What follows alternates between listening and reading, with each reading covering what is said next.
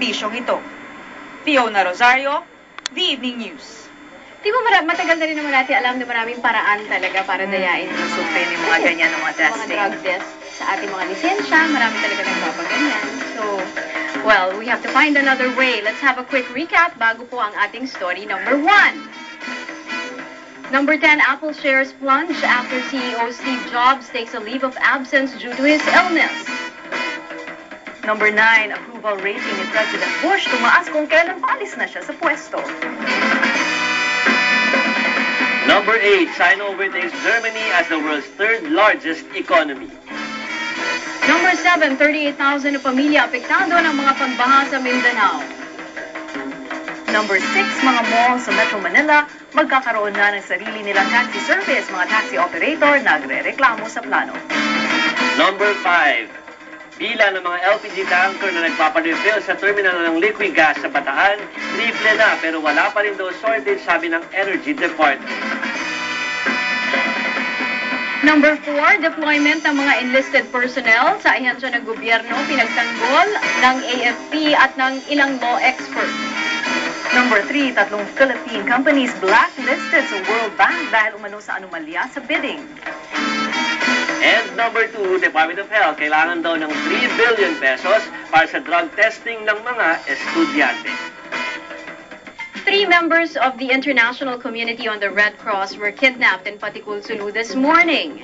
The victims, an Italian, a Swiss, and a Filipino engineer, were seized at gunpoint at the Area Coordinating Center located just between the provincial capital and the provincial jail. Pero hanggang ngayon po, hindi pa rin malinaw kung anong grupo ang dumukot sa kanila. Our chief correspondent, Ed Lingao, is in Zamboanga City to tell us more about the incident. Good evening, Ed. Good evening. Yes, what do we know already about the kidnapping, Ed, from your end? Well, Terry, early this afternoon, the military and the authorities in Jolo already mobilized all the resources to look for the people who kidnapped these 3 people. Now, some of the contacts we talked to are already deployed in the field, and the checkpoints have been reinforced, and the intelligence assets have been activated. As you know, the Marines have a full brigade in Jolo, and there's also Task Force Comet, which is an anti-terror task force held by General Juancho Saban. Also, there's a unit of the Army Scout Rangers in the area. Pero as you can imagine, malaking chance na wala na dun sa mga main roads yung mga kidnappers at yung mga victims. So, ang mahirap dito, maghahanapan niya ngayon sa gubat. May mga unconfirmed reports na may ilang putukan dun sa area ng Patikul. Pero again, unconfirmed pa yan . So, mahirap sabihin kung may kinalaman yan doon sa kidnapping kaninang hapon. And any indications what group is behind the kidnapping? Is it kidnapping for ransom? Is it a political statement from any group? Well, Cherry, alam mo naman, napaka-misteryoso ng lugar na yan.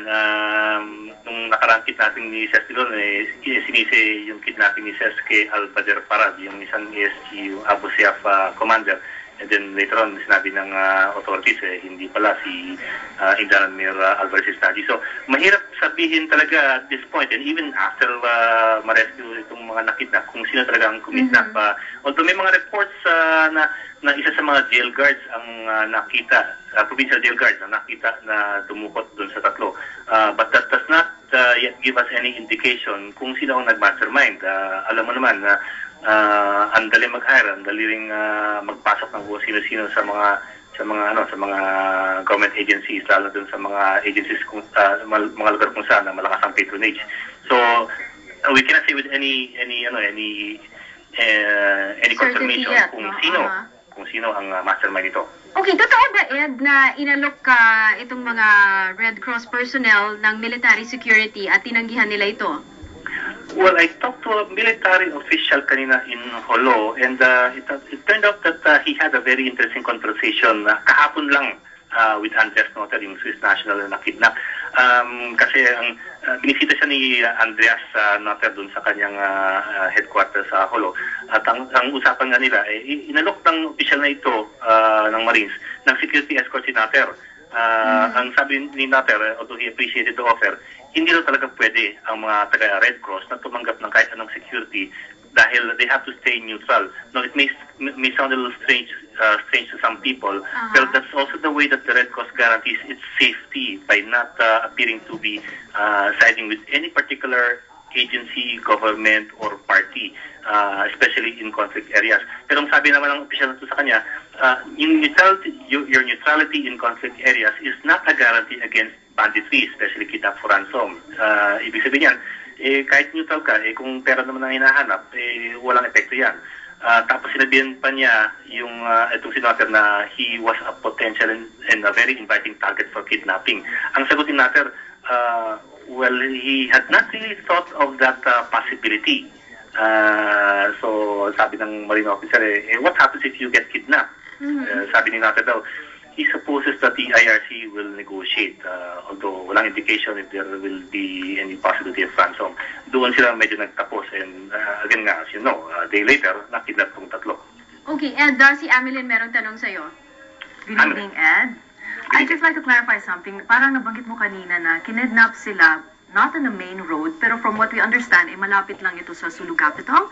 And if that's the case, bakit hindi sila agad, ang police hindi kaagad nakaresponde dito? Yung Sulu Capital, it's hard to say if it really is a main road. Of course, it is a big road kasi it's a capital. Actually, it's a capital compound. The capital compound is a large complex. It's a really large complex, and it's not really very secure. It also lies in a tri-boundary. Malapit yan sa boundary ng Talikaw, Patikul, tsaka Jolo proper. At wala naman talagang bakod yan eh. So, ang daling lumabas, masok yan. Pangalawa, alam mo naman problema sa Jolo, may makakita man, baka wala rin magsasabi siya kung nakita nila. Dahil dito naman, doon naman sa Jolo, pinagmamalaki nga ng ilang tao, mas marami yung baril kaysa sa mga tao. So, hindi naman ganun kakondusive yung atmosphere doon sa mga gusto mag-witness protection program. Okay, before we let you go, Ed, what leads are the media following now? We know that it's always very sensitive to cover things like this, even the military. How open are they to you guys? What do you know now? And gaano karami ang media dyan? May foreign media na rin na nandyan ngayon. Kasamahan nyo, Ed? As you can imagine, very very careful ang media doon sa pagtapak ulit sa Jolo, especially after the kidnapping of Cesar Trilon. And yung medyo hindi magandang feedback ng kampo ni Alvarez Isnaji doon sa coverage ng kanyang pagkakaresto for the Cesar Trilon kidnapping. So that complicates things a lot more. Dagdag pa yan doon sa dati ng problema ng Jolo na maraming small-scale banditry at kidnapping, kung saan ang victim binibenta sa mas malaki at palaking mga grupo. So tumataas ulit ang presyo. And in the last few years, you've noticed din na yung foreign media has been avoiding Jolo din. They just started relying on the locals. We'll see siguro in the next few days kung magkakaroon ng mas malaki media presence sa Jolo. Pero given the way things are, everybody will be stepping very carefully around this issue, like you're tiptoeing around a big pile of fresh eggs. Okay, maraming salamat sa iyo, Ed, at mag-ingat kayo dyan. That was Ed Lingao, our chief correspondent, reporting live via phone patch from Basilan. And before we close, Hollywood muna tayo kung saan award season na. Next to honor 2008's finest is the critical body National Board of Review. Medyo iba ang resulta nito sa Golden Globes. Clint Eastwood was named Best Actor for his performance in Gran Torino. And instead of Kate Winslet, Anne Hathaway walked away with the Best Actress Award for Rachel Getting Married. But the NBR and the Globes agree on one thing, that the Mumbai-set drama Slumdog Millionaire was 2008's best movie. This is NBR's 100th year, and for 2008, they screened more than 300 movies.